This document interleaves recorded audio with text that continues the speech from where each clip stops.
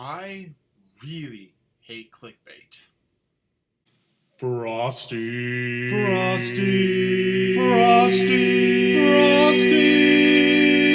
Hey guys, welcome to another Frosty vlog. So, like I said at the beginning of this, I hate clickbait. I feel like it's getting worse, and I know I'm probably not the only person. I mean, YouTube's just as much to blame, but where it's really coming across as annoying for me is Facebook. I don't know about everybody else, but 8 years ago, when I first joined the thing, oh, that was forever and a half. I liked a bunch of stuff because I was 14 and I wanted people to know that I liked stuff. And it was awesome. It was really cool. And now all of those things I liked are suddenly trying to get me to click on links to things. And so I started disliking things, unfollowing or whatever. And now those links that were previously being shared by people, my pages I'd liked when I was 14 are now just showing up as recommended. Like, hey, you should just follow this because, your other friends like it. It's like, listen, maybe my friends like clickbait, but that doesn't mean I want to click on it. And even if I want to click on it, that doesn't mean that they actually like it. I know you've lied to me before, Facebook, but that's not the only problem. The other problem is they actively lie to me. I was just reading one yesterday because I have a problem where it's clickbait and I click on it. It said, guy, rationalizes his way out of a parking ticket or something, and I read it. Okay, he uses math to figure out that he shouldn't have to pay as much as they're charging him, but only has to pay them 23 cents. Sends him 25 cents because he's some guy in Australia who needs 2 coins instead of a quarter in America. And at the end of it, the article says, oh, the parking company is still trying to charge him full, like $60 or whatever. And it's like, so what you're telling me is, even though the title and the clickbaitiness of this article was that a dude got out of paying full price, he's actually going to pay full price, and you're just telling me this story, I don't know, to get me to click on your page or something.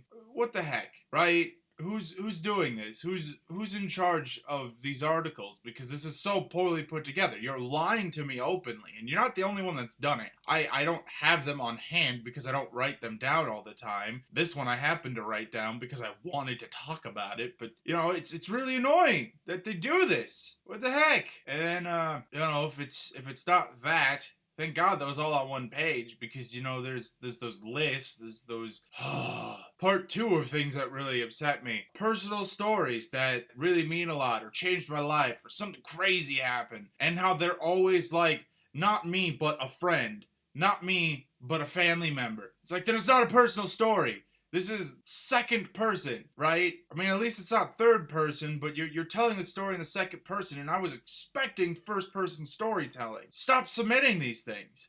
And I know that they're just being pulled off of Reddit, even though nobody says they're being pulled off of Reddit or whatever, or they say that it is. It's like, okay, great. But why did the website that's now compiling this list of the best off of that other website, why are they pulling ones that aren't even from somebody's personal point of view? Are really all of the personal ones that terrible that you have to go to the secondary personal ones? That's awful. And then on top of that, these same lists that will give you like 50 stories, every page has a different story. It's like, listen, I remember when all 50 of these could have been on one page. I know what you're doing. You're just trying to put these together to upset me and to make me look at different pages so that I can look at different ads and generate revenue for you. And business-wise, it's smart, except that you're ruining it for your customer. And every other model I look at, this would be frowned upon horribly. The internet is like the only place you can get away with this crap. And it's not fair. So stop it, please. Now that I got that out of my system, I just wanted to take a brief moment, talk about some of the better things that happened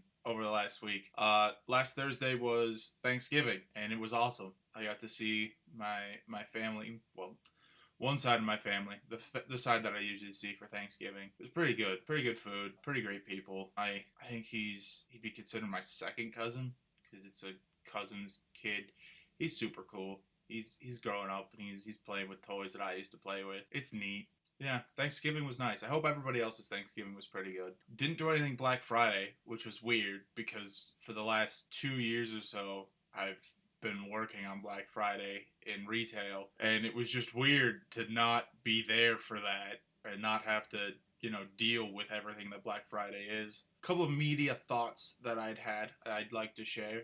One, for video games, anybody who cares about Pokemon, I've been playing it a lot, and one of my thoughts I just had is it's the 20th anniversary, and like with Kirby and Mario, which are also highly popular Nintendo products, I think they should consider a Pokemon collection game. What I mean by that is like the Mario collection of 25 years was a whole bunch of Mario games were on the Wii or the Wii U, not really sure which, and they did the same thing for Kirby. Something like that's been done for Legend of Zelda. I don't know if it's a big collection game like a year anniversary or if it was just the GameCube one that put 4 games on one disc, but something like that happened too. And so I'm thinking with the coming out of this Nintendo Switch, which seems to be using cartridges and it's all about connecting to the TV or going on the go, it's the perfect system to put a Pokemon collection of at least the first 4 gens, through Sinnoh. Ideally, we'd get all the way through Sun and Moon, but I understand that XY Sun and Moon are a little bit fancier than White and Black, and then Black 2 and White 2. Like, I get that. I do. But it would be pretty cool to have just a bunch of them on one set where we could just choose which region we want to go to. Or even, like, if you wanted, start in a first gen and then play through it and then play through second and then third and then fourth, and like just keep going, or just jump around because maybe you have a favorite one and then you just want to restart them. Or ideally, if you could give us multiple save files for this thing, that would be super cool because everyone wants to be able to play over their Pokemon game, but they also want to be able to keep their old Pokemon. That's like the biggest deal to us. Pokemon Bank is a great start, but it's also like $5 a year. And it's not even compatible with Sun and Moon right now. So come on. Less video games, more television now. Because I know you love it when I talk about television. I found my new favorite episode of Twilight Zone. I finished season 2 and started up season 3, so I'm not really sure where in these episodes were. The first one I want to talk about isn't my new favorite, but it was a really good one. It was The Obsolete Man. It was a timeline in which fascism took over. Apparently people inspired by Stalin and Hitler went farther. They believed that those rulers hadn't gone far enough, and so it had to be absolute. Anyone who had no purpose had to be killed. Anyone who went against the government had to be killed. Faith was destroyed. Books were destroyed. It was a terrible future. And the most interesting part is a librarian messes with a judge's head and gets him to plead mercy from God, which gets him in trouble as well. And it's a neat turnaround, and it's really well done. And then there's my new favorite, The Shelter. The Shelter was another alternate timeline, of course. Some of the better Twilight Zones to me are histories that could have been or could be. One guy, a doctor, is having his birthday party celebrated by all of his neighbors. It's really nice. He's kind of an older guy. I guess that's just a thing. I don't know. But, he's got this really young son, which is what made him so old being weird. Point isn't that. The point is, while they're celebrating, a radio broadcast goes up that tells everyone, hey, something could be coming with bombs. Everyone should get to their cellars or their bomb shelters and take cover. Well, naturally, everyone on the street hasn't built a shelter except for the doctor, who everyone was giving him crap for it because that made so much noise. It ruined all of our parties. But you're done, and congrats, buddy. Like you'll ever need that. Now everybody needs it. He gets his family in there, and he has to keep turning people away from it because he can't support them. There's just no way. This is like if the grasshopper did all the work and the ants did all the playing. And in this scenario, the grasshopper can't help the ants because there's just too many of them. And he doesn't have enough air, food, and water to take care of them. They start forming a mob mentality. And as part of this, one of them accuses another one of being a foreigner, and he punches him because those dirty foreigners are always taking up our space or having kids or something like that. And it gets crazy. They start deciding that the only way to survive this thing is to break down the dude's door. And I don't want to keep going from there, but the way it ends is so good. And I mean, it makes you take an introspective look at the truth of mankind. And they actually pointed out that once you've seen underneath the parties and the false friendliness, the true horror that is man's desire and need to survive, you can't unsee it. And I think what's probably the coolest part of that episode is so many people in it have kids in their families, and all of them use their kids as an excuse to do what they're doing. I had to protect my children.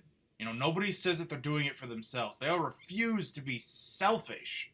But as long as it's for their kids, it's fine. And I think that's really interesting, that they're hiding behind their need to protect the next generation, even though it's very clear that they're just as self-interested for themselves. Just a couple episodes to watch if you happen to have Netflix or Hulu, which I'm not currently sponsoring, but, you know, I'm open to that if that ever happens. Alright, I think I've said all that I have to say, so till I see you again, have a great one.